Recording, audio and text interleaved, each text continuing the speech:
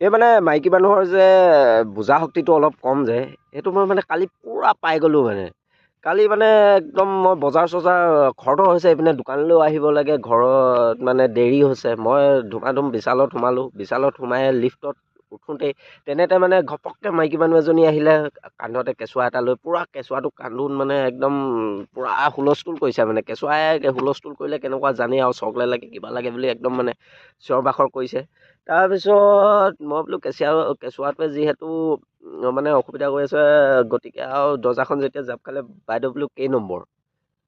তাই একদম মানে মোক জাং খাই উঠিলে নহয়। কি কথা ক'ব আহিছা হে, ইয়াৰ বোলে মই মাহীয়েক হয় বোলে, তুমি একদম নজনা নুশুনাকৈ কি কথা ক'বলৈ আহিছা, কেই নম্বৰ কি কথা?